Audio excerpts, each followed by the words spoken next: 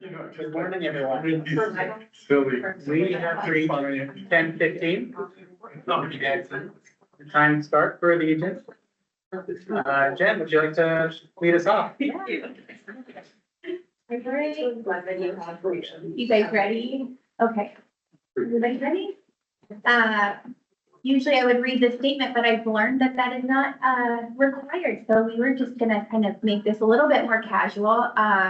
I'm Jennifer Colborn, the DDFO. Welcome this morning to the Land Use Infrastructure and Waste Disposition and Safety Subcommittee meeting. Happy to have you all here. And then we also have the afternoon meeting as well that I'm sure many of you will be a part of. So without further ado, I think we can go ahead and get started. Josh? Some administrative items to go over before we begin.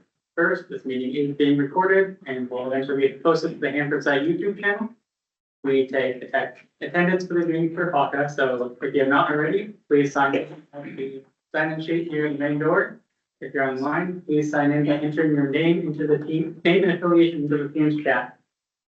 Much like our full board meetings, we have some ground rules.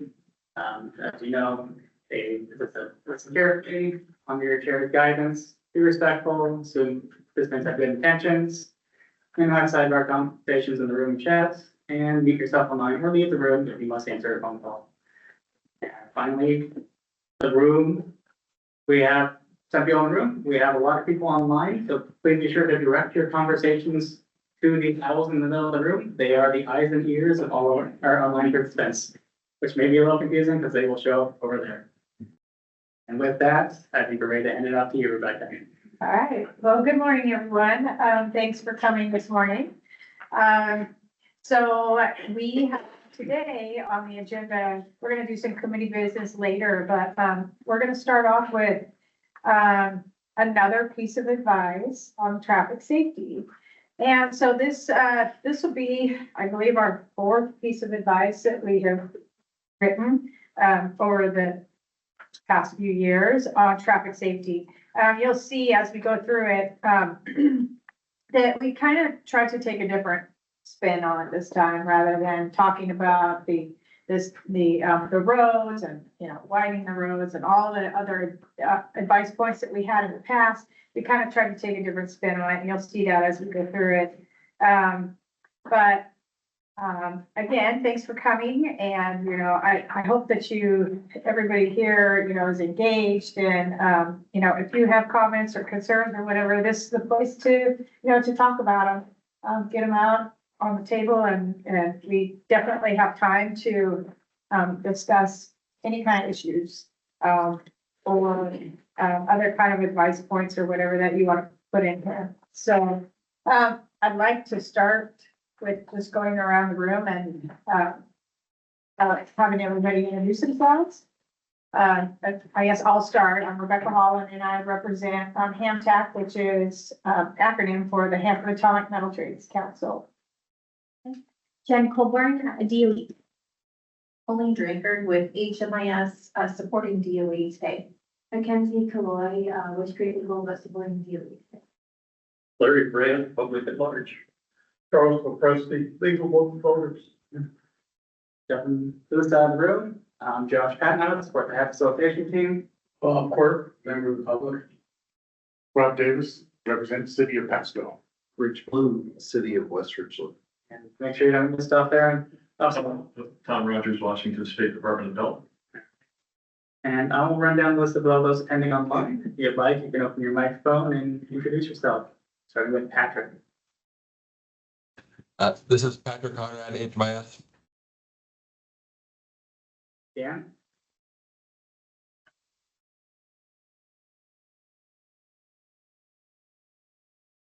Catherine? Catherine Glick, Nuclear Waste Program Lead Hydrogeologist. Matt Hendrickson, Oregon Department of Energy, alternate member. Evan?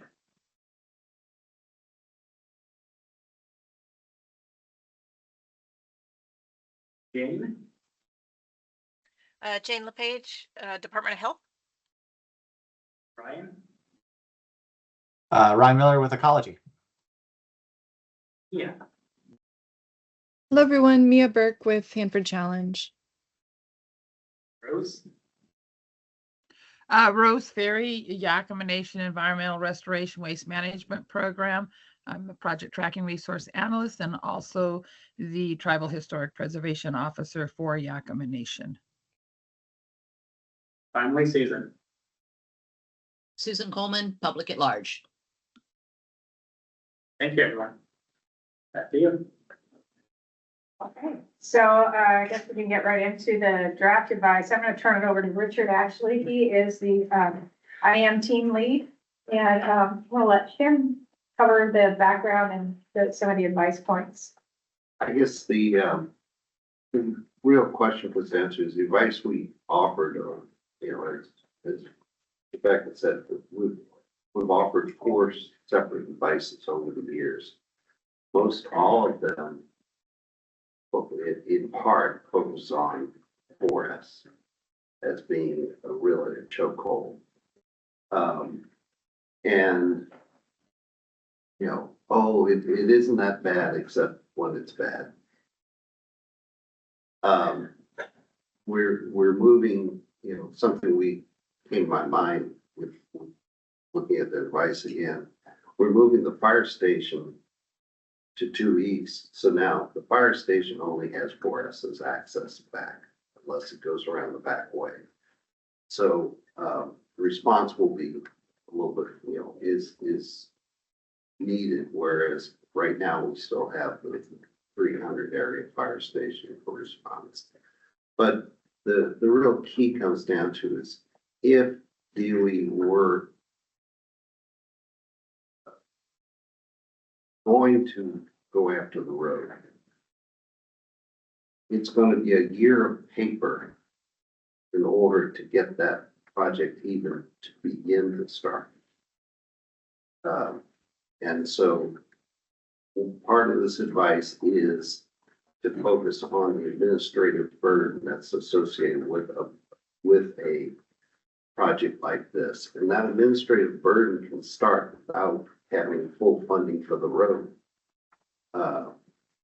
In today's environment of, I'll say it, DOGE, it may be difficult for DOE to do this, but that's what the advice is really focused on. DOE did not address either of the points in our previous advice. They talked about how they're enforcing rules and things of that nature for safety purposes and possibly do it. But, the truth of the matter is the traffic, the commute out to Hanford is one of the biggest detriments people have of working out on the site, not working back at Federal Building or back at well, even working at Stevens. Yesterday I came home, 240 was backed up to Van Giesen all the way solid at 4:30, which means everybody left Stevens a little early trying to beat traffic. So everybody's trying to beat traffic and making traffic. The Tri-Cities Metropolitan, got the wrong words, I'm sorry. Anyway, the COG, the Council of Governments, which is the Metropolitan Traffic Coordinating, has for years tried to address the 240 bottleneck. And it's a real detriment to the community, but also to the worker, as the worker tries to not only fight the traffic at the Y barricade going out there.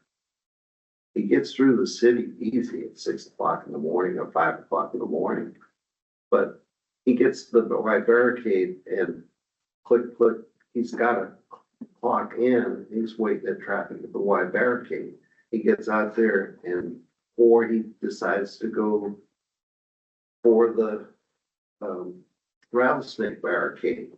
And so he does the Hanford 2000 up to 240. And I did that for 6 years. And I mean, we're talking 80, 90 mile an hour speeds up there, dodging an elk or dodging a tumbleweed. So the real key comes down to is the mental thought process of the worker is affected by the commute. And it's something that DOE doesn't seem to envision. As being a board member of the Ben Franklin Transit Board, we're seeing the effects of the high gas prices. We have the highest ridership we've had in years and setting new records for Ben Franklin Transit. We are working to try and get over some of the administrative hurdles that the Department of Transportation has put on us to be able to provide some service out there. But, you know, for people to be sitting in a bus at the Y barricade or sitting, it's not gonna make that big of a difference when a whole busload's gonna be late because of backups. So I guess the key comes down to is we're focused on, yes, you may have funding constraints to actually fund construction, but get on with the planning and the administrative stuff. You have to do the NEPA, you have to do surveys, you have to do cultural. There's a lot of stuff. It's not very expensive. It's just time consuming. So that's the intent of this advice. The draft that Maya put out, I don't completely agree with the advice points. I would like to just repeat the original advice points and not try and break it down any further. But, you know, that's my only personal opinion to keep it simple.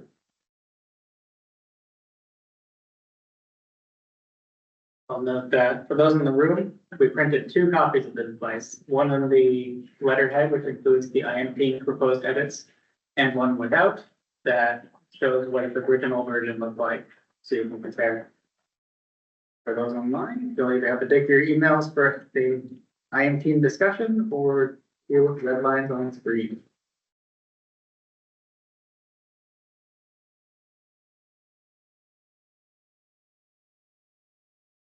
Richard, would you like to begin with discussing the advice portion of this? Okay, and the original advice I was trying to simplify, and Mia has expanded. I mean, the intent were the 2 bullets we were looking at was the proactive improved conditions facing the worker. Mia expanded to include all the things we put as sub-bullets in that. I don't know whether we need to expand of it in the beginning or not. First, be proactive in improving conditions facing the worker. We can decide, you know, I would just stop it there if people, I think that's worth buying. I did, my original one just didn't expand, talked about 4S and 10 and Route 10. So I guess my personal opinion is less words, the more they will focus on the words. That's my only point. Yes, this is completely valid for what we did, but I would like to just simply move that to the actual advice points rather than reiterate them again. That would be my suggestion. So, I'm sorry, I'm not following that exactly. So which part? If you look at Mia's version, Uh-huh. it says the Hampton advice the Department of Energy to first bullet to be proactive in improving conditions facing workers in the community to the site by pursuing expedited funding for 4S. And I had just suggesting issues associated with Group 4S and 10. But I kept it simple. Uh-huh. In details, you know, they could read the previous advice. I'm just trying to cut the words down. Yeah. That's all I was getting at. And then evaluate the improvement situation relative to emergency. I was generalizing what our advice was rather than reiterating it. And I prefer Mia's version of this simply because it breaks it down into elements that the Department of Energy can respond to rather than a broad push at them that may or may not respond to these items. So even though it's wordy, I would prefer to see these items sent to DOE management as an itemized list. We may be able to do some wordsmithing in here, but that's my opinion. Rob?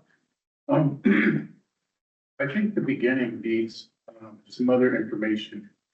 I think that we should point out that, you know, after a presentation by DOE traffic people on the conditions of the roads, these roads are all substandard. Okay? And we should list how many miles of road, if we can, that needs to be repaired. And we should list of course, they gave us these guidance levels of ranking road conditions for, I think 1 through 6, I believe it was. And we were all substandard on that road with pieces of asphalt falling out of the road and causing holes and divots and things of this in the road. So I just think in the beginning, we need to point out that they already know it's a bad condition. Okay, and point out that the risk to the Hanford worker is probably far greater in driving and getting to and from work than it is the hazards at the site that they have to deal with every day. You know, I was really impressed with the presentation we had and the detail they gave us on the conditions of the roads. And we're not at all saying that these roads, we're more interested in traffic, or we say the traffic, rather than the road conditions. And I really think that if we could somehow put in some information that describes the scope, you know, and the miles and the detail that needs to be done to make it safe. And I also really in the past, the return that we got from the past advice, I was kind of feeling embarrassed for DOE because all they did is say, we're just going to ticket more people. And now we're going to ticket when we're going to send the ticket report to your boss. Okay, and that's going to appear on your performance criteria and et cetera and this, and you're punishing the worker for the road conditions, which are poor. Thank you. well, Rob, my address was, we have reiterated that road condition issues before. And the intent was to focus this device on the impact, not a safety impact of the worker from hitting a platform or something of that nature. I mean, being a representative of a city like you are, you realize there are potholes in the city. And the city tries to address them and we find it out with the funding that's available to fix the roads. Some are more worth than others. So I'm not quite sure that's going to also put speed limits on them. And, you know, yes, you're absolutely right. But I think out of the blue, somebody reads it, you know, perhaps those workers want to get to work faster, or they want to get home faster. I think it could be trivialized in this brief form. I appreciate what you're saying, Rob, and my mind, I'm thinking, yeah, we need to tell them that again, right? But like I said, this is our fourth piece of advice now. I wasn't, you know, awfully thrilled with the response that we've gotten from any of our advice points, in the past about the traffic and, yeah, you know, they focus on billboards and tickets and, you know, slogans instead of the road.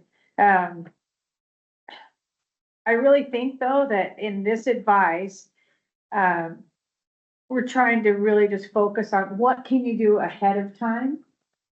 I mean, we've told them and they know that the road's a problem and they have the engineering studies, you know, they've read them, they've seen them. Trying to be more proactive as far as what can you do ahead of time while you're waiting? If and when you ever do get the money. At least you have your permitting done, you have your radiological surveys, you have your, you know, environmental impact statements done, you have, or at least moving towards that goal. And like I said in the beginning, I think that's really what this piece of advice was kind of focused on, like, okay, we get it, you don't have the money. We're done telling you how bad the roads are and how, you know, it's not safe for the workers. But in the meantime, there are things that you could do. And all of these things that are outlined in here, are some things that probably could be you could get started on it now. And if you can't, tell us why, Right. right? So it doesn't, you know, in the engineering parlance, that when we worked with DOE before we worked on any project, we had to have a project plan. Okay, and so maybe if you're saying all you want to do is see the planning, okay, and the preliminary work, then let's refer to their project plan. I don't know if there is one or not, but, you know, usually for them to spend money, they gotta have a project plan. Right, and I think that's what we're asking for here, is to get a plan. You know, do the work that you need to do to get a plan together, you know, all of your, whatever is required to make what our other pieces of advice have asked for. You know, let's do a prequel to the, you know, the actual road work. Well, if we put down in their advice that, instead of just improving conditions, you know, develop a plan and, you know, start clicking off the low impact items on that plan as described above. But again, you know, to get a budget, you have a plan. To get a plan, you need some people to write papers and get it approved through the department. And once it's approved, then people can start acting on it. I mean, going back years, there used to be only one gate. Oh, It was. And that was because most people went out there on the buses and the buses flew by. To expand that, there was a delay of almost a year and a half to deal with old growth sagebrush at that point. Because that was one of the few places on Hanford site that the fire department protected like hell. And so there was, in the 40 previous years of the Hanford site, there'd never been a fire at the Y barricade, never. So the sagebrush was pristine. And I think someone wanted to make a national monument out of that patch of sagebrush. So it took a lot of wrangling. I'm not certain we aren't gonna find that same thing along the route for 4S. So there's a lot of work, paperwork wise, that has to be done up front. And that was the intent of this, that I would hope that they would have responded before, which they didn't. And so what your comment comes down to is develop a project plan, timeline for this project. That could be the advice that we add into this. Mm-hmm. Yeah, because if you're not getting that out of this, like develop a plan, that's something that we could, you know, add into there. I think also we should use the word substandard road. Because that's what those presenters gave us. They said it's substandard. We wouldn't have the federal highway in the condition the Hanford highway. Okay, so let's go back to the advice as written. We can leave the first two bullets if everybody likes it in that manner. And to come back to response to letter, we have advice. We focus on safety and compliance issues, signage, etc. The response failed to address. We could add in the substandard condition of the road. That makes sense. Okay, can you lead me to this point? I'm not- Okay, so, response failed to address. Okay. Can you find Yeah, the first. the after the substandard?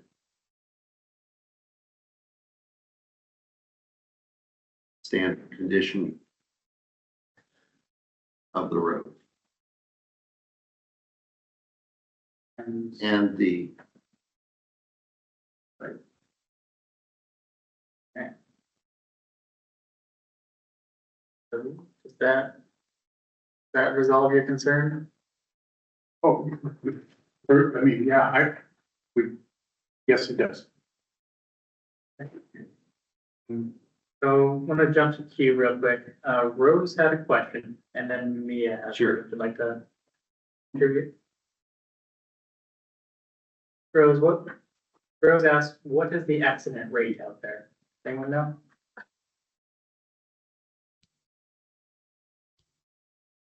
I think it was in that presentation. We got a little bit. It was. It seemed to me that actually it was fairly low, and the majority of accidents were either caused by, hitting animals or, safe breaks. Right. And there were like 2 fatalities within the last year to 18 months. I don't remember. But none of the accidents don't occur on the Hanford side. No, it's not, yeah, you're right. It's not the accidents. Other than the animal impacts. Yeah. And they have addressed that quite well with their little white flags on the poles. Yeah. Okay, so the reason I was asking this question is that we've had plenty of conversations. Yakima Nation has had lots of conversations with regards to improvements in highways and roads and such that even go through the reservation. And what we've been told time and time again is that, there's only so much funding. And believe me, I'm not saying that this improvement shouldn't be made. So please don't misunderstand what I'm about to say here, not at all.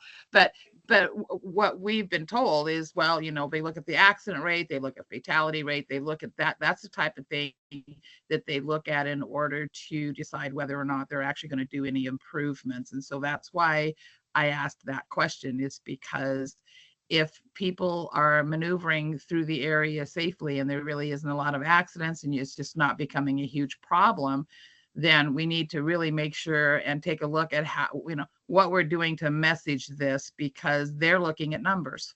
And it takes you 15 or 20 minutes longer to get through. That's not a number that they're necessarily looking at when they decide how they're going to put funding into improvements like that. And that's just been our experience, and granted, different entities and whatnot, but that's, like I say, that is why I asked that question, because I think that becomes a concern as far as, how do we get them to recognize that maybe without a lot of accidents, there still is the need for this, recognizing that. So anyway, just wanted to add that. And it's a valid point. And let me come back and push the real issue comes down to is we depend on individuals to prevent accidents on site while they're working. Think about the mental stress they're under after the commute. And so it's not auto accidents I'm concerned with. It is nuclear accidents at Hanford. It's the mental condition of the worker that is of concern to me personally. Because if you're just not attuned, you just opt to have another event. So we don't really come back and talk about, I talk about recruitment or retention. Those all are issues for progress on cleaning up the Hanford site. So I don't know if we want to try and get that expressed into this advice, but it's the mental condition of the workers that are doing the actual boots on the ground, if you wish, out there on the site. I mean, Becky, you can probably reflect better than I could. Yeah, well, it is. And I will say, it's pretty tough to get in an accident when you're only going, when you're at a dead stop. I mean, it's tough to get in any kind of an accident after the Y barricade, but there was a fatality because of that, because someone was trying to get to work at a dead stop, the traffic, and we're only moving about 25, 30 miles an hour, trying to get to work, and decided to pass and hit another worker that was coming home, getting off their shift, hit him head on. And there was a fatality because of that, because that person didn't want to be late. So there have been, a few fatality accidents out there. But yeah, I would say, it's much like being on, I-5, in Seattle, and just sitting there. But there's nowhere for you to go because there's only one lane. So if there is an accident, then you're stuck there too. There's nowhere to go. And the other concern is emergency response. When you send people home early, like, when they have snow days, or here just a couple weeks ago, the roads were treacherous. I don't know why they didn't delay work that day, but the roundabout out on 240 ended up being closed down. So there was tons of Hanford traffic out there that was backed up, sitting there. They couldn't get to work because they closed the roundabout down because there were accidents out there. The roads were very bad, and the same on the site. So emergency response is another big issue with that, only having 2 lanes. Yeah, so to me, I just to kind of follow up with all of that, to me, I feel like that's valuable information, because I look at it this another way too, with regards to, coming to work or leaving work, especially leaving work, and those people who are coming back to Yakima as an example, and they're traveling on Highway 24, and Highway 24 is known for a lot of accidents, and if they get in an accident there, it can start a fire, which then you're starting a whole other situation. And I'm just was kind of curious if we really kind of looked in and say, this has far-reaching effects outside of the boundaries of Hanford, is having an effect on highways, people coming home after being in a traffic jam, and now all of a sudden you got a little bit of open highway, and you're trying to make up your time or what have you, and you are tired, you've just worked your 10-hour shift or whatever. So just pointing out that, maybe some of that information needs to kind of go into our argument, so to speak, as to why this is important, and the impacts that we know that it's having, not necessarily inside the boundaries of Hanford, but even outside the boundaries on the highways.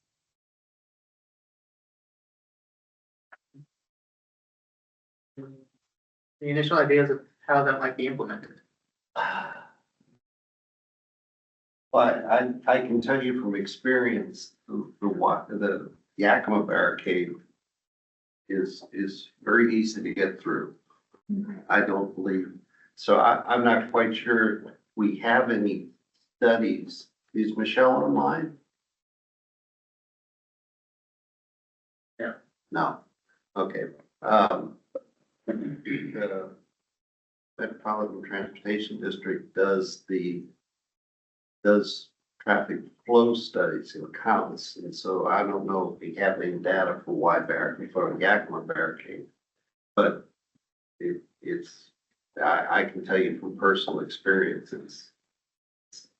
it's relatively low compared to either the rattlesnake or the Y barricade. I'm not quite I mean, I can reflect that from Ben Franklin Transit, which sends a lot of, dot, vans pools out there. Our wrecks are all on 240 coming home because just what you're saying, you've worked 10 hours, you're now into traffic and you get rear ends 240 quite often, or more often than we would like. But again, it's not like threatening because people are crawling along at 10 miles an hour. But I guess we could, you know, the Hanford traffic offsite doesn't, I mean, it's no different than other traffic issues that are facing it. My concern is the mental competency of the people that have just gone through the stress of trying to get to work on time. And maybe we can, and that is a human factor that could be a significant safety risk to the community. I don't know if we want that in this or not. Think about that. We'll, let's get, Mia's thought first, and then we'll go to Carlos. Mia, what are your thoughts? I just had an edit in the sentence that we added the substandard condition of the road. I'm wondering if we can change the order. So the sentence would read, the response failed to address the specific advice points outlined in advice number 319, including the substandard condition, or however it was written, of the road. Yeah. Okay, and now you're done. Well, this is related to this. We're talking about the road. I hear the roads are bad, traffic is bad. If we focus on the road, we might forget other things that could be done with the situation. So I'm gonna just throw this out. I don't know whether the shifts on site start all at the same time, or are they staggered? If they were staggered, that might smooth out the traffic some and reduce some of the bottlenecks to make it less stressful. Has anyone looked at that? Well, we previous advice, we had asked them to look at staggering the shifts. Unfortunately, Hanford is a very delicate machine, so to speak, lots of moving parts. Right. And it is difficult for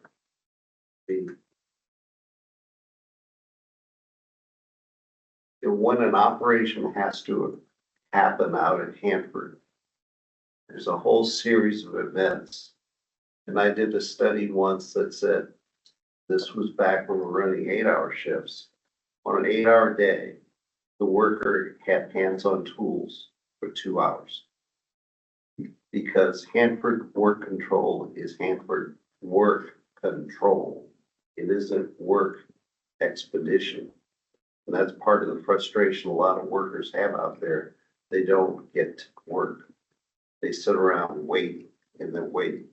The shift, the pushing for different shifts would only exacerbate the situation a lot of times because you're always waiting for someone else, correct? Yeah, I will say we did, and I would encourage anybody, who isn't familiar with the past pieces of advice to go back and, to read those. I mean, we've made a lot of suggestions about changing shifts, about, the Ben Franklin Transit, just giving suggestions, things that actually wouldn't cost them any money. But I will tell you that the WTP, they do have, a lot of their construction workers at the WTP are on a 6:30 to 5 shift, 410s. And most of the Hanford side is on a 6 to 4:30 shift. So that does help alleviate some of that bottleneck there at the Y Barricade. Cause if you had all of those people, you know, trying to get through there at the same time, it would be an even worse situation. So they did make some of those changes for some of the workers at the WTP. So I think you're telling us that, what could be done has been done. And that this should think, that at least been looked at. Yeah. And they did raise the speed limit as well, because the speed limit used to be 55. And so they did raise the speed limit to 60. But it was a little bit ridiculous, you know, 55, and you're lucky if you get to go even 55, but, you know, on an open road, you know, so they did do some of those, administrative kind of, fixes, so, I guess at this point, I would like to ask, does the committee think that we need to reiterate all of that stuff that we've already put in our past advice? Or, should we, like this advice says, focus on the things that could be done administratively, like the paperwork and the permits and all of that kind of stuff? I don't know that we should reiterate a lot of past advice. I think that this is good, the pre-planning, and leave it like that. There's so many things that we should and could advise related to traffic.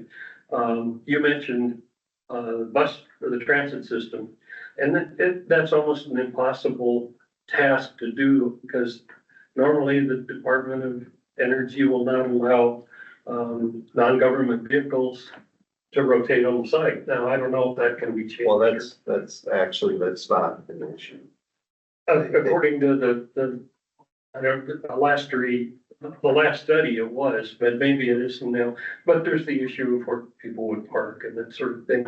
But I'm all in favor of additional traffic safety advice, but I like this document the way it is.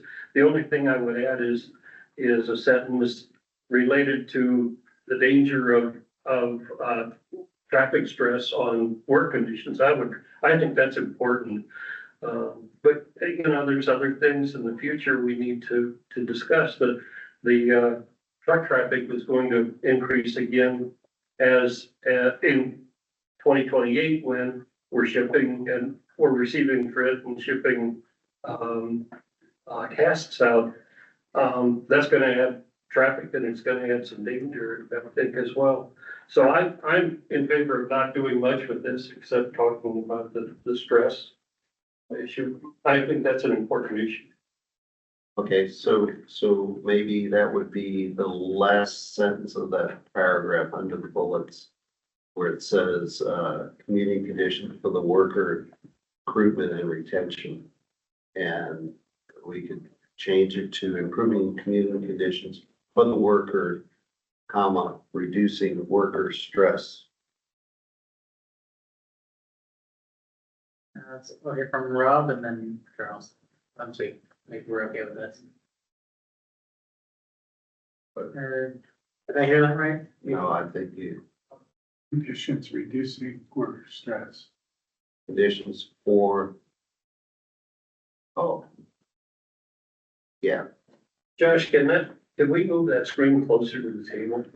Does it move? It's on the wheels. Get bigger at You all. can get it as far as the extension cord will let you, which is. Can I try? You can try. Okay, so. Maybe I won't be much, right? So. I heard you. It's up to.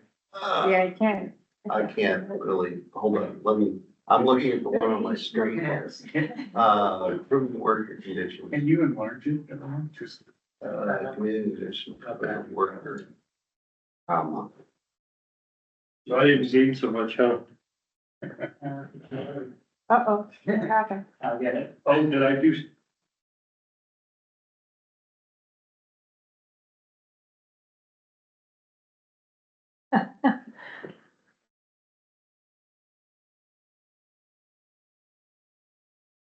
Stand it on the other side. A little bit.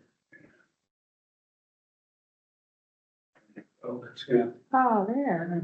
We'll go to the end cut off there. How's that? No. Move the reducing to after take that and, oh no, the worker. Recruitment and retention. Let's just put it at the end. And we do, as, that, as well as take the end out, and make that as well as reducing worker stress. I don't even want to say improve.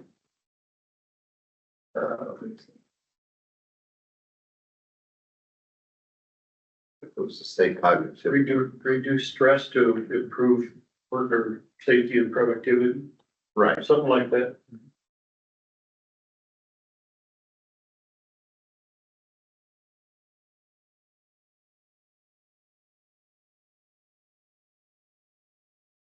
Nice words.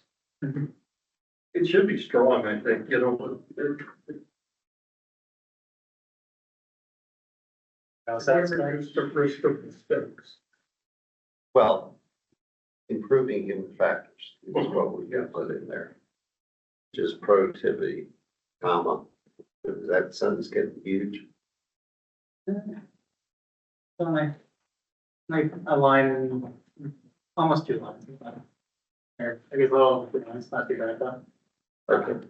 I don't know whether we want to go into human factors into the discussion. I'm not quite sure the committee knows how much Hanford goes through training on human factors, distractions. We're good with that. We do have a small queue of comments. Okay. We did at least. Rob, Charles, and Rose, if you're still interested. My only comment is when we're talking about the fact that this would be the fourth advice in so many years, the very beginning of this, we should list those and say, this is the fourth advice for the traffic safety. See, blank, blank, blank, blank, blank, blank, blank, blank. And then at least reference those previous ones that we had done. And so, you know, I'd like to add a little flip on the end of that, but it would probably be very mean. So, but we should spell out, this is the fourth advice on traffic safety, the fourth or fifth. Yeah, I think this is the fourth. I believe. Whatever the number is that we. This would be the fourth. If my memory serves me correctly, I don't know. We read In the recent. we reiterated all the advices, previous advice. Let's see what- Yeah, I mean, I don't see where that would hurt. I mean, if we want to say, I mean, you know, if I've told you 1,000 times, you know, like you say to your kids, you know. Just stop exaggerating. I'm just kidding. I like it though. We could, yeah, I don't know. I'm not sure how you approach that. I mean, we do talk about 319, which was the last advice. And how we really didn't get any kind of a response Right. to that advice. Well, we just, However, we didn't get really a response to the previous advices either, so. you know, maybe, the very beginning sentence would be, this is the fourth advice on this, period. And on traffic safety, period. And list the numbers, reference the numbers or wherever, you know, and see reference one list. But it's just a simple statement of, this is the fourth time we're coming to you with advice on traffic. I'm not quite sure gains, I think It sets a tone though. well, I know, but. And what we're asking for is just relatively minor. Program plan, do the prep work. I mean, that's like you pointed out. So, you know, get busy, guys. How does everyone feel about that? Uh, Any comments up there? Rose, how do you feel about it? I wasn't actually coming on that. I was gonna actually go down. I mean, I'm fine with that. As far as, you know, putting it in there, but I was actually going to go down to the where you say, as well as reducing worker stress to improve worker safety and productivity. I mean, a quick Google search, you can see that there's studies that are out there that prove this. So why can't you just, why can't we just actually state that studies show, that the commute the commute can impair a person's productivity and performance, just to actually, and I mean, it wouldn't take much to find a couple references online, seriously, just to throw in there to show, we're not just telling you this, there's studies that actually show that this is actually a thing, if you will. And I don't have a problem with letting them know we did a little bit of homework and we're not just talking. We are seriously concerned about not just the commute itself, but the performance after they get there. Okay, and that would allow us to break the sentence. Yeah, yeah, that's true too. So anyway, I think that I think that it would be stronger to show that, hey, and I can say, do a quick Google search, you're going to find studies. I just did something and AI came up with something which tells me there's a bunch of studies that have been done on this. Okay. The other advice numbers, if we want to put that up top, are 286 and 301. How would you want that implemented? So this is a third case? Right, Oh, no, this is our, so this is our fourth. okay. So, you wanted to start it off with, this is the Hanford, well, we could piggyback on. Back it up. Okay, Hanford Advisory, no, hold on, Okay. stop typing. The Hanford Advisory Board has issued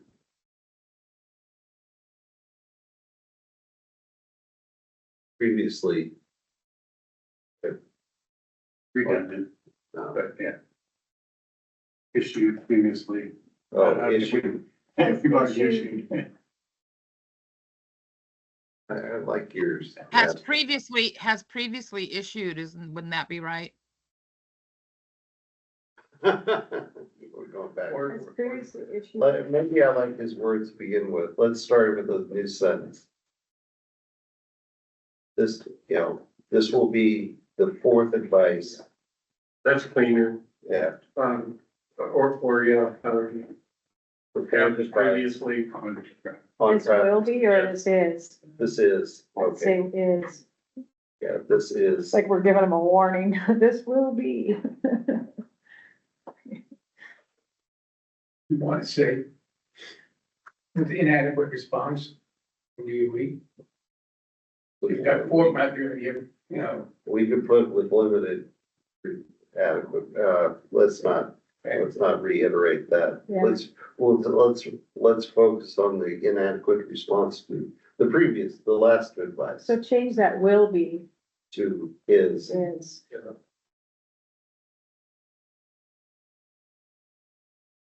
Is Take the the, B out. This is, is, this is the. And if you want to put in the,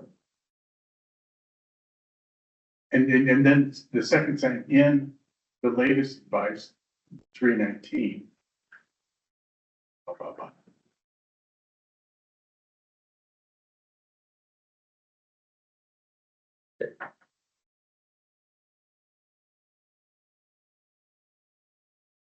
all right, litigated that one. Any comments on that particular one, or Just take that other word advice out. you get two advices? Figured one was the vice chair, one was the title. Okay, I don't know, I'm not online, Does so anybody, is everybody commenting? Not on this part. Okay, all right, let's go down to where we were doing the. so I want to remind everybody, we have 20 minutes left on this topic, so. We're doing good. Okay, so so where we did the retention, just end it there, but keeps it where it was. And then we can go with what was suggested of, studies have shown.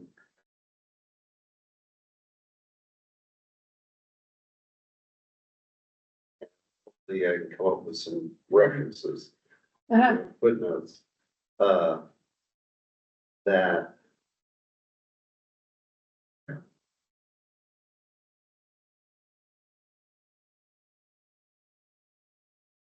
Traveling on dilapidated roads to work affects my performance. references, delete bullet sentence back up. Try this. Yeah, the one Well, there. what I Yeah. find, let me just read you what I had on here. And I just used the word trying, a trying commute, a worker's mental capacity is likely to be significantly reduced, often experience decreased focus, concentration, and cognitive abilities due to increased stress, fatigue, and a feeling of being mentally drained, potentially impacting their productivity and performance at work. So so you can use either trying commute or a difficult commute, or, whatever. I'm not sure trying is the best word, but, but that's kind of what came up when I looked it up just super quick. Can you copy and paste that into the comments? I did. It's in How there. you do it? Oh, Rather long. oh, there it is. It is long, so you can, adjust it. I just stuck it in there real quick because it was supporting what was being said. We could word engineer that, but I think it's a great statement.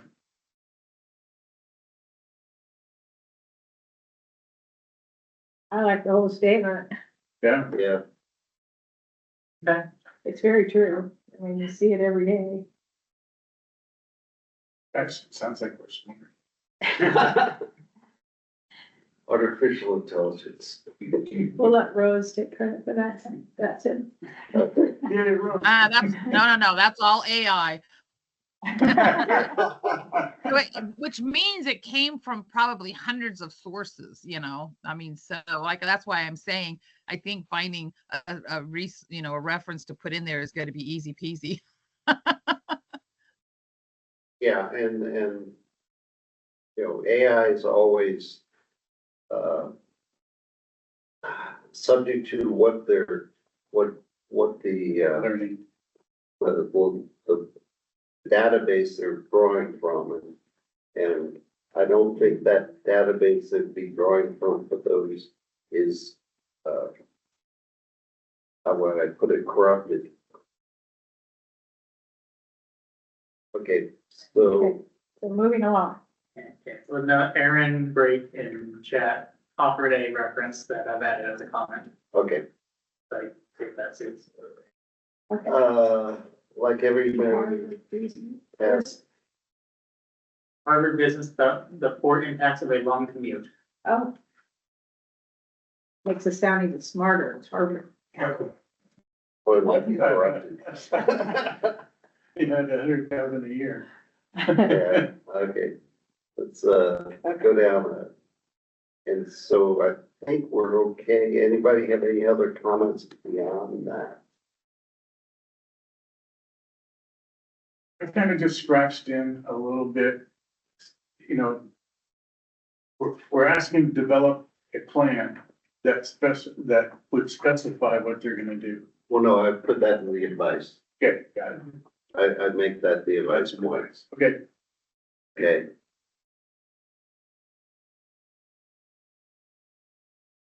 Okay, so we go to the advice points. The board advises, the first one, provide improved condition face work, be site, that's general header. The board advises DOE to prepare a project plan. project plans come before funding. Right. Instead of prepare, develop.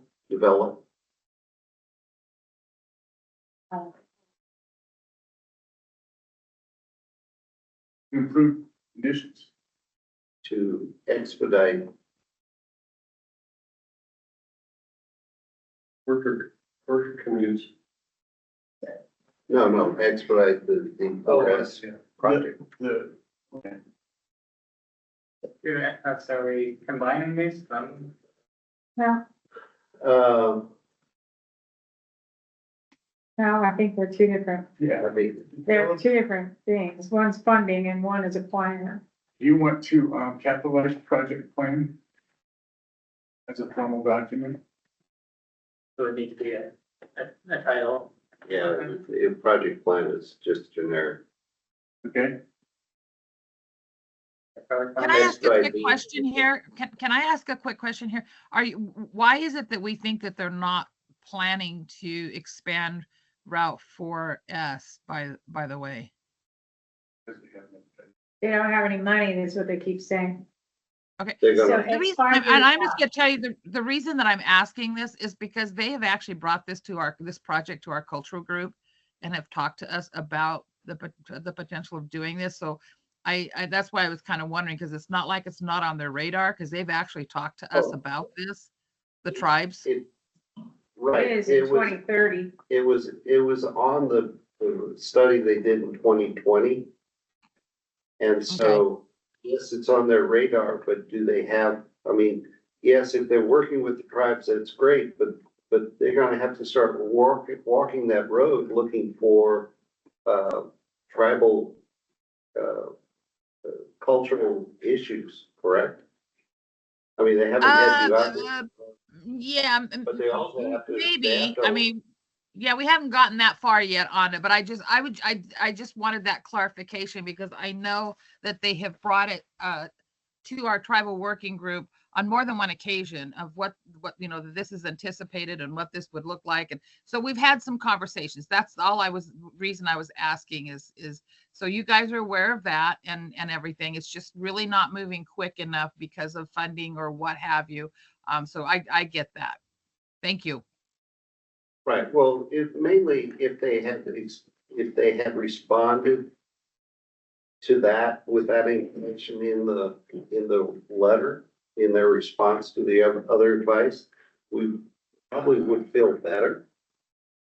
But, so, plan to expedite, implementation of the project. how about define the specific activities that they're gonna have to fund? They define what they're gonna do, and then they go out for funding based upon what they said they want to do. So I'm thinking that they need to define the scope of the project. They can't just say, fix the road. Well, what does that mean? And all those little steps that you identified that has to be done in the preliminary work should be included in that project plan.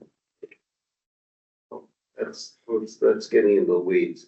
Implementation of the expansion, not project, but the expansion of 4S. And it sounds like you're only interested in expansion of it rather than improving traffic conditions, lowering stress, etc. Is that all we're asking for, is expanding the road? Well, and Well, that's what's gonna. that's what's gonna solve it. It's gonna solve it, but that's all we're asking for. well, that's one of the main things we're asking for is expanding 4S. Okay. I mean, what, you No, can go fix all the roads on Hampton site? No, That's. I'm thinking, what we're doing is offering advice points to them, and we want a project plan. And the project plan is gonna include all those activities that they have to get done. We haven't covered what a project plan is. Just leave the 4S off of it then, just say implementation of. We could, No, I'm sorry. No, go ahead. We could reference the two studies that I think, now I have the date wrong, but like 2007, a traffic study and road improvement study was done. And then in 2020, during COVID, the consultant that was hired couldn't communicate well, so they did LIDAR studies of Hanford and used the old data. And the old data at the time rated the roads. The only one that was even passable was 4S. The 11 and some of the others were 1940s vintage and hadn't been upgraded much. But they have all the information. If we would just reference those studies, we would probably not have to put a lot of wordage in. Yeah, what do you? I think that this, if I'm correct, how I'm understanding this though, what Rob's asking for is to put together the plan with all of, what they need to do in order to, like, all their administrative kind of stuff. Not so much the study. Is that correct? Yeah, Rob? in order to find the financial burden to them, they need to, have a plan and list everything that they plan on doing. Well, there's gonna be an engineering estimate for, I think there was one in that project. There was, but that's Yeah. way old information. Right, they have to be updated, but, If you wanna call it something else, go ahead, but. well, no, but I'm saying is that having been on the other end of the stick out there, they never include all the freaking paperwork, administrative. You mean like NEPA and NEPA and the cultural resource review and that kind of stuff, which can be done with existing funds because it's doesn't have to be, but all of a sudden they say, oh, we got this money, go get me a permit. Yeah, and they'll say, well, I'll go to the Department of Health and it'll take me a year. yeah, I agree. So, I mean, I think I wrote a permit that will cover them. Yeah, how would you solve this? So I'm okay with the way it looks, Sam.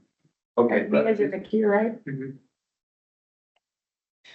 So this bullet point is pretty much identical to the third bullet point about preparing administrative documentation. So I don't know, I think we need to combine them somehow, and I think we want to be specific. I don't think we want to say just do the project plan for the project. I think we want to talk about Route 4S.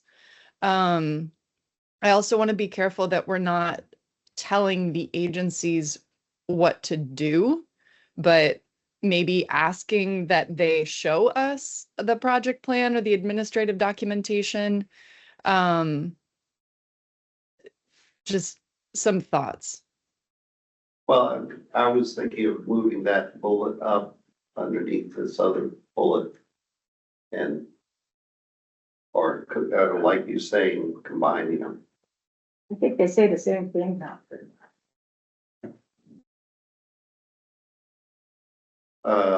Well, I think, I don't know, I mean, we've dealt with the state and others before, and it seems like you gotta have the plan before you present it to them, because they are gonna ask, what's the big picture here? What am I gonna do? What am I evaluating this against? So getting together the NEPA and all those kind of things is part of the plan. It needs to describe it.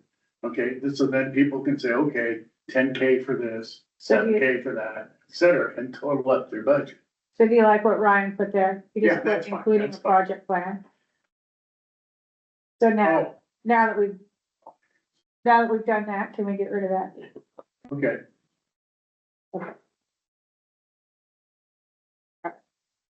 Can we move on? well, I'm just wondering whether we want to switch the two bullets in sequence.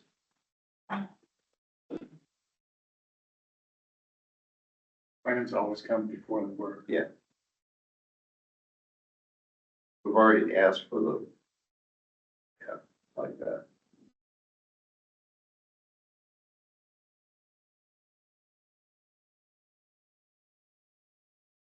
I don't think we need to discuss resurfacing. We did in the Right. first, let's delete the third bullet. Yeah. We had it as a concern that would come, but. Yeah. Was one of your edits me, are you okay with that? Yeah, so my understanding for this advice was we're reissuing the advice that we sent, I can't remember when we passed, back in September, because the responses that we received from DOE weren't sufficient. They didn't actually respond to any of our advice points. Right. So my understanding was we were reissuing, literally like writing the same advice points again to see if this time around we got a better response to those things. I do like the addition of the new administrative documentation point, but I'm just curious if that's the intention of this advice is to just kind of rewrite everything as before, or if we're only focusing now on the administrative documentation and the project plan. Well, I think it is that if they are preparing the administrative documents, it would make us feel better that they're moving forward with the, as was brought up by Rose, that they are communicating with the nation on this activity. But is it holistically, Hanford is great at doing things totally disjointed. And so what we're asking for is a consolidated effort. I didn't, we looked at resurfacing. I saw the resurfacing advice and the previous advice. I just don't see that's not a big issue for, I guess at this time, I wouldn't see, because we aren't discussing that in the need for resurfacing up there in the beginning. So we're not really iterating all the advice points from the previous one, just focusing on and highlighting more the impact on the worker. That makes sense? Okay, it's just Rob brought up the substandards, conditions of the road and all that, but if we're not, so I understand better what we're trying to do, I think. So is everybody okay with taking that, out of there? Did you already do it? I already took that. Oh, you already took that, okay. Okay. So we have 3 more minutes left on this subject, so. Becky, it's Susan. Yeah, I want to go back to Mia's concern there, and I want to pulse check for the rest of the committee and the team as to whether they agree with with Richard's perspective. I mean, it's just like, I know that's Richard's perspective. And Mia was confused about the path forward. So is that the consensus of the group? well, we can ask again, but I did ask already.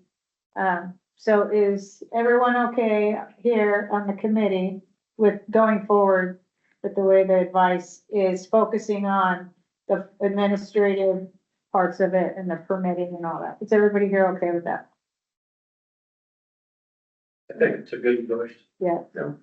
We should do something, but I think it's something a good idea to, not the only thing we could do, but I think the flavor of it is just fine. We need more in the future. Right, and I agree with that, yes. So it seems to be the consensus, Susan, that everyone's okay with it. That's great. Here in the Thank you. Is agreement conceptually, are there any other wording aspects we need to address? I don't think so. Is this the final form, or will we get an opportunity to make additional comments from home? Well, We'll be done. I think we'd be done. Typically, this would be done, other than putting the references in. Yeah. Okay. It will go into the board, the full board, and if there are comments there, we can deal with them that way. I got you. I'm good. So Okay. we're looking at full board agenda for May around the end of this month, so you can continue working at different committee meetings, but that would push it out to a future board meeting. August or September? Yeah, August. Yeah, my preference is that we get it, we get it what we want, other than the references, and I mean, there may be a word or two or whatever, some minor details. But my preference is that we agree on this so that we can get it at the next full board meeting. This piece of advice. And I think as far as references, pending review of that particular document, we'll find something and we may send out well, you're gonna send out the meeting minutes, correct? Mm-hmm.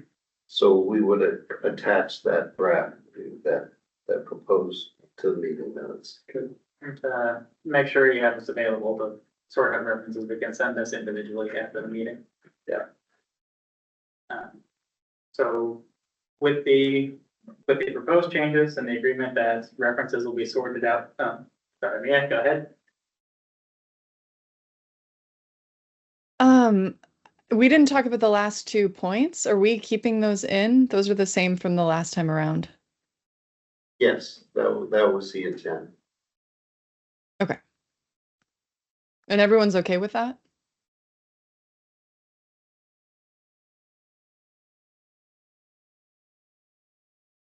You all okay with that? The last 2 bullets?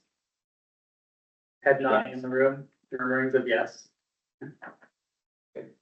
Okay. So, On time. Huh? We're on time. Whoa. just We're on to time. clarify for the notes, so everyone's in agreement conceptually, wording that these changes will be implemented, references will be sorted out, and this will go to the May meeting as is. Yes, or nodding. Perfect. Yes. Good job, everyone. I thank everybody, for all your comments and Mia for your work on this piece of advice as well, for making some of those edits. Appreciate it. So next up on the agenda, upcoming leadership election nominations. Last year, we did our leadership nominations for the subcommittee such that they were elected in June with terms beginning October 1st. But because they were chosen in place, that would give the new leadership, where applicable, the opportunity to participate in the June leadership workshop. So if Liz would like to go by that same sequence this year, essentially putting on for everyone to potentially make nominations or think about nominating themselves or somebody else for June to hold elections at that point. So, initial check. Is anybody interested in serving as lead, Liz, chair or vice chair next fiscal year?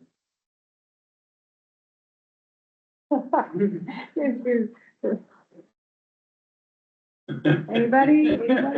Everybody speak at once.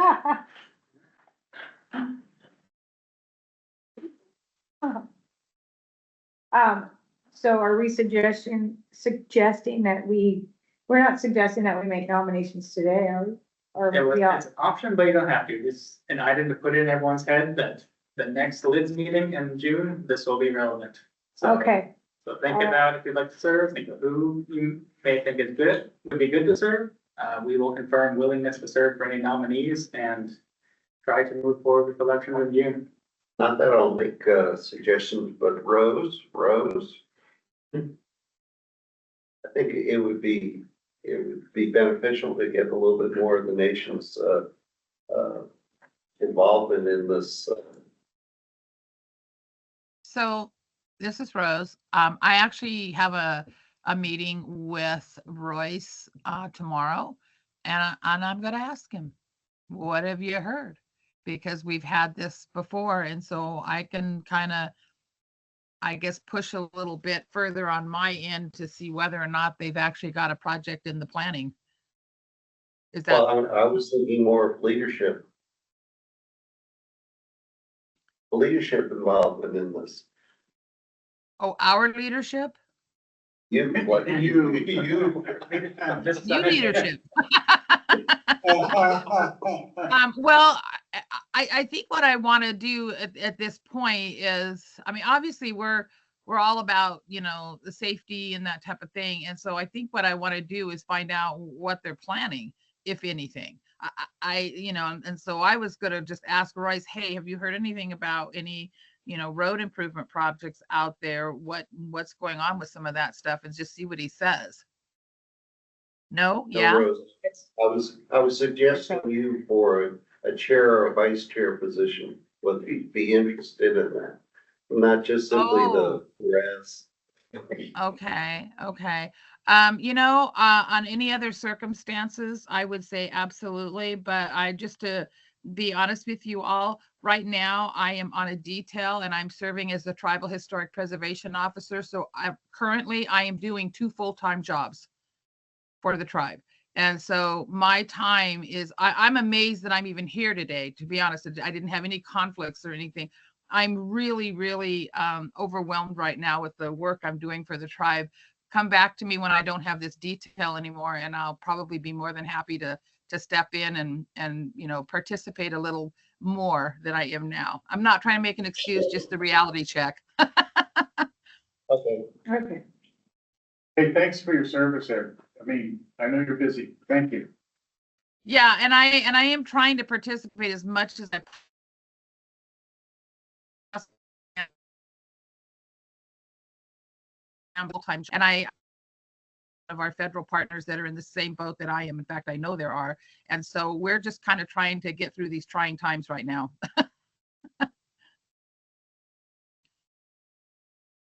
But I am happy, but I am very happy to do any inquiries. I have a path that is separate from the HABs, but it doesn't mean that it has to not tie in with the HAB in some way.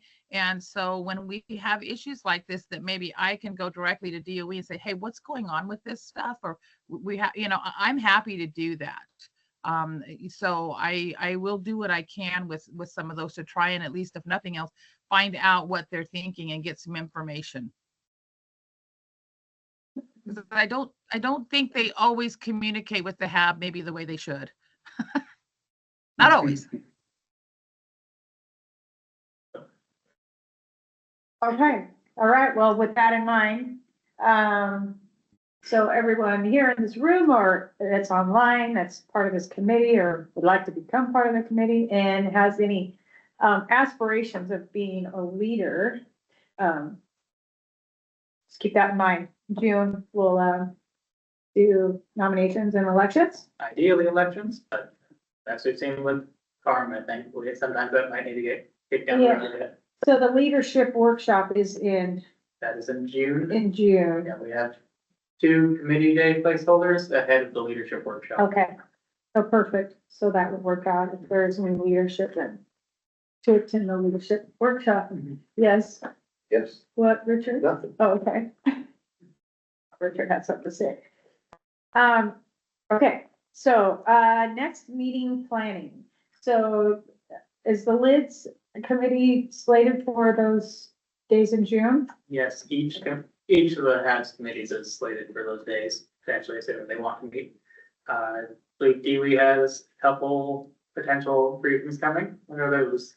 Yeah, so we have, potentially the LIDS joint with the CARM on the, ERDIF. Have that one got pushed out to June, so we'll confirm that up. Environmental sampling, and then another one that I want to close the loop on to see if it's a possibility would be the cross-site transfer lines joint with the TWIS committee. That's what I got on my list. The environmental sampling would be on the June. Yes. Okay, So in your environmental sampling, could we make sure that the Department of Health is invited because they have the wells on the other side of the river? And they're very important to people in Pasco. Good enough, thank you. And So there you go, Tom. Happy to help. Then you're here today. We can be here. Yeah, I think I provided. Big questions, let me know.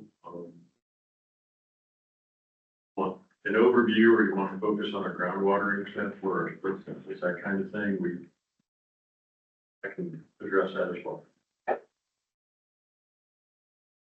do we want to talk about it right now? No, I think we're just talking about, General subjects. yeah, we don't wanna, we'll save that for the June meeting. But, yeah, there was one thing, and I can't even remember where I read it, but the health and safety plan, or the, what is it called? Oh my gosh. I read something about it was inadequate because of the boundaries. I read this just recently. And so, Health and safety plan for what? no, for the Hampton side, it's not, Emergency preparedness? no. It's part of the big plan, oh my gosh.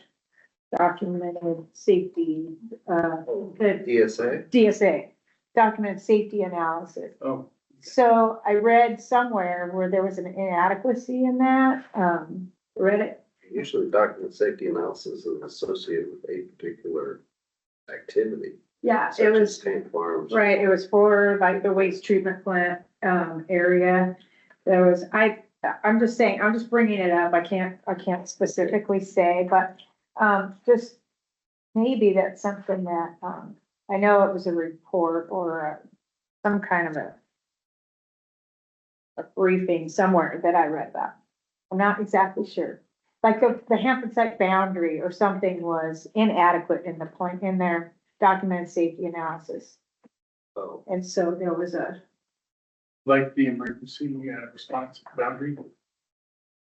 You don't. again, I'm not Yeah. totally positive. It was just on my radar because I read about it and I wasn't exactly sure what it was. I think that's part of what Mike Rico had Yes. always built up, Yes. was the question of, we use the site boundary, a little outline that we have a lot of the DSAs, when the reality comes down to is we should be using circles and windrows type of approach. Not sure. I know there's two different schools out there playing with that. Yeah. But, So I bring it up because Mike Karenko had talked about it in the past, and it was something that this committee had talked about in the past. I just, maybe if you could check in on that, maybe I don't know, like I said, I wish I had more information, but it is something that I read and I thought, oh, it's something like. well, right now, Send it our way. Yeah, I definitely will. I'll look for it when I get, back to my office, but anyway, that could be something that's on our radar in the future. site boundaries always an issue of, for air permitting, or, separate from, safety analysis, you have lots of permits which use, the MEI and the most exposed individual. And some of those individuals are within the boundary of the Hampton site. It's Energy Northwest, LIGO. Okay. We'll look into it further. I was just, it was something that got on my radar, so. Any other items that anyone else on this committee can think of that could be, that's on our work plan that could be? Well, I guess the thing that was on the work plan, and maybe the ecology can, it was the revised, record permit. I think Brian is on,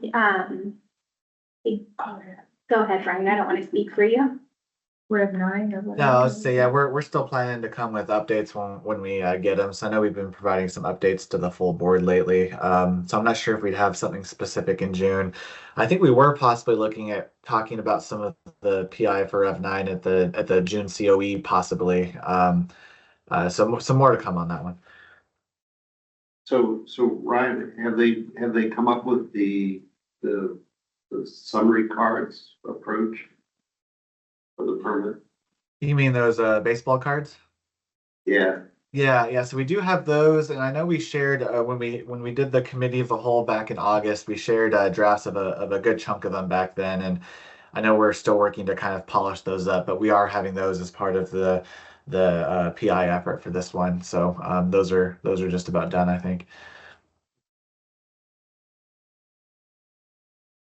see those. Yeah, I think it said more to come on that, and they maybe give a briefing to the code.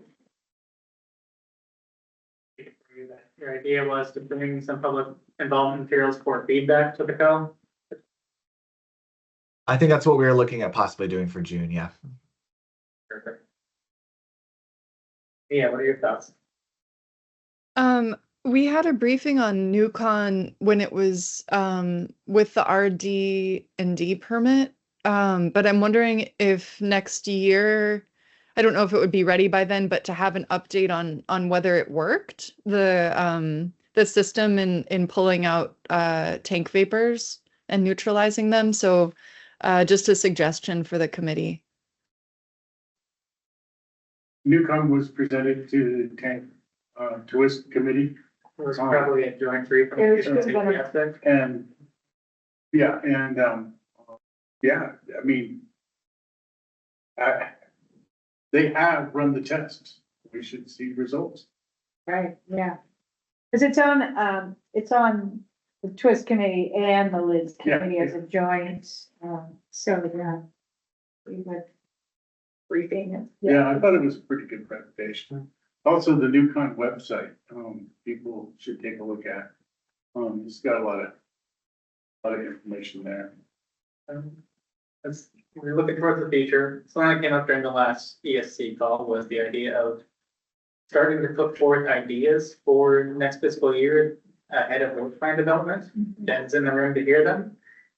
So things that don't go to June, such as, we'll see if the DSA concern comes to fruition.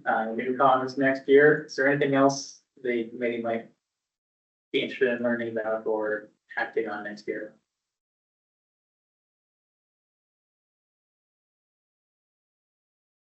I will say that emergency response and emergency preparedness is on your work plan. I have been pulling the string on that, and it looks like we can bring a briefing in September, the subcommittee. Okay.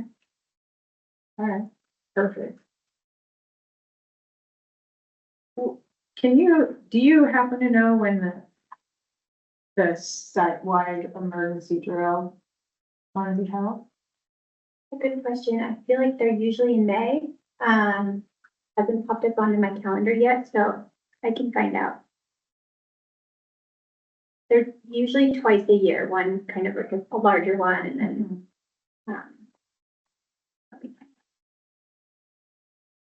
Yeah, that'd be great if we could find out, because I know in the past, we had a couple of interested people who wanted to go just observe.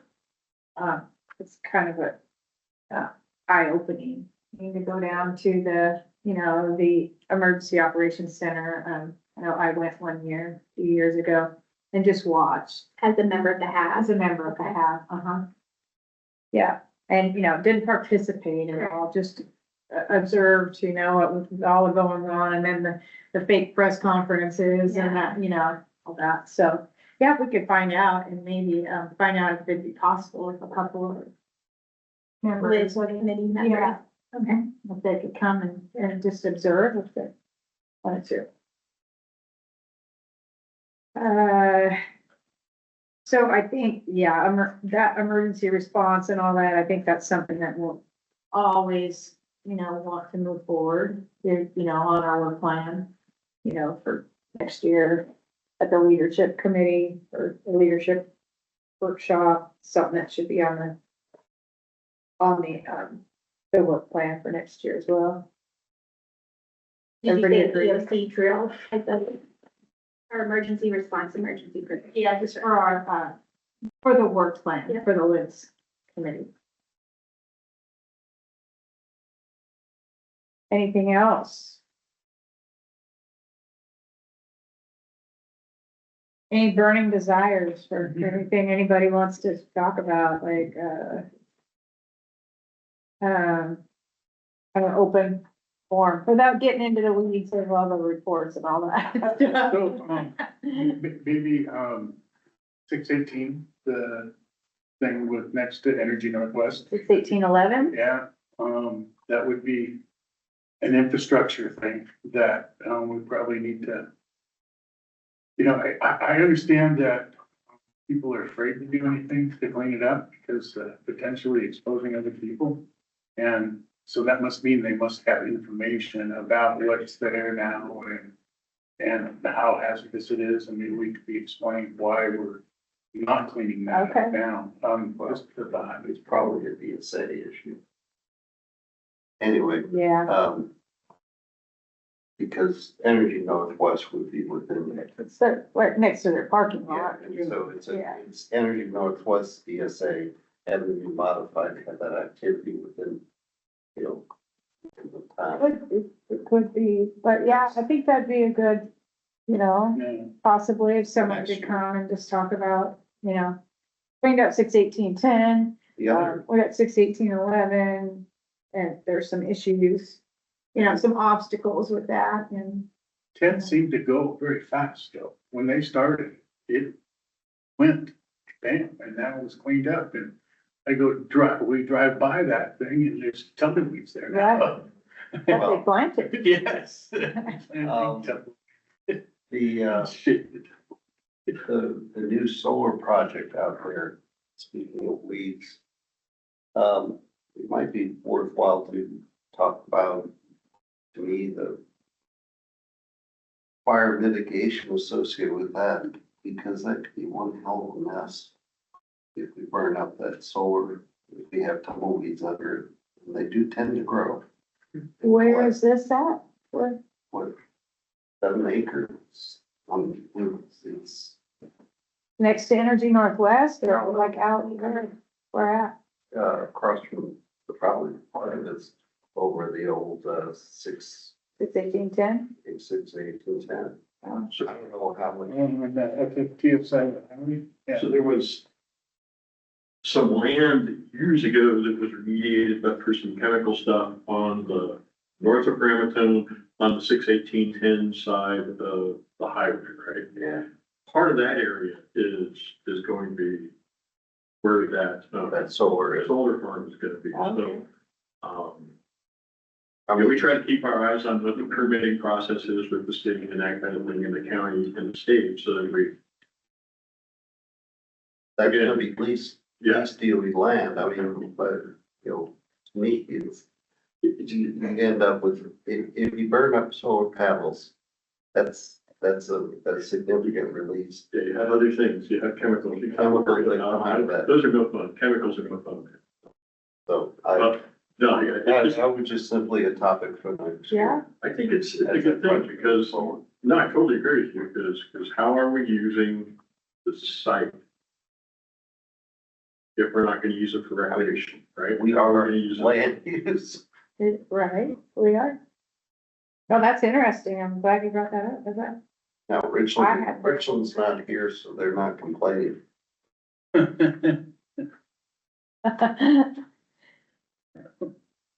All right.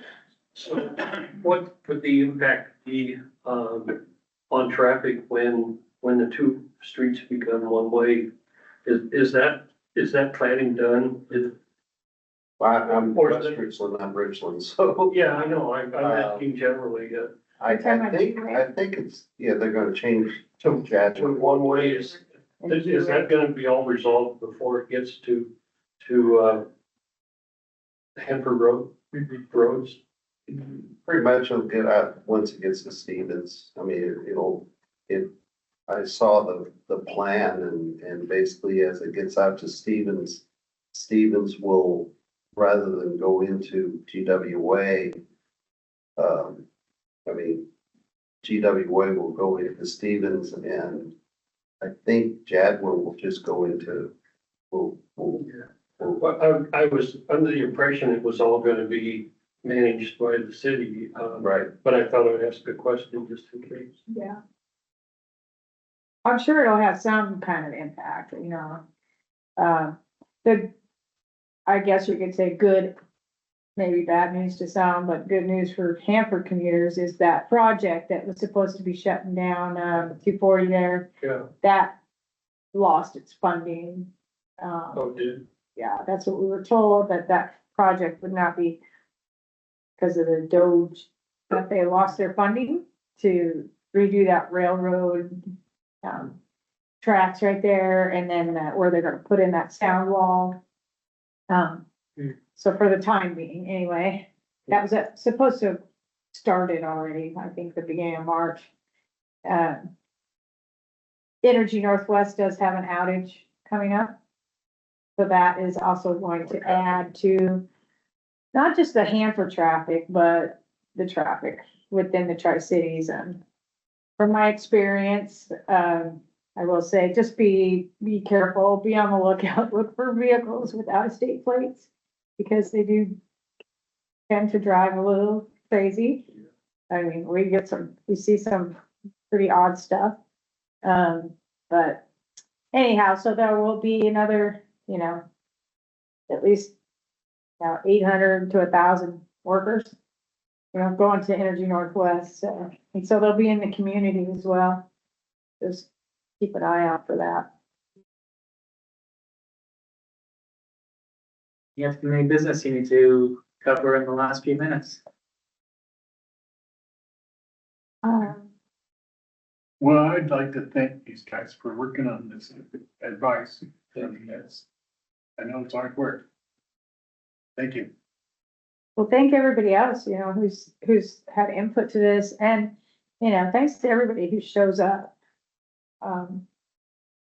We want to be good stewards of our time, and, the DOE and the facilitation team and all that, so it's important that we get people to show up. If not in the room, at least, online. I like to see people in person myself, but, online participating as well, so. To everybody that showed up today, thank you. Well, and I'll throw out a little bit of trivia. Ben Franklin Transit had a meeting with the Department of Transportation, and the major issue is that we can't maintain a bus when we send it out there because of Department of Transportation rules. And the meeting went reasonably well, and it's getting flexible. We should be able to, hopefully in June, I'll have some better information that we will be able to get a bus, Like a big bus, a big bus. like we used to have. Well, not exactly like.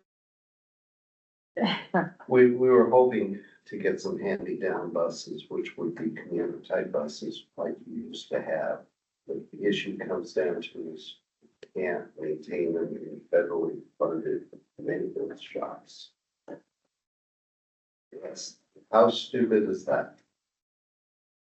And so we're closing in on that issue, and hopefully in May I'll be in DC talking with congressional staff, see if we can alleviate that problem.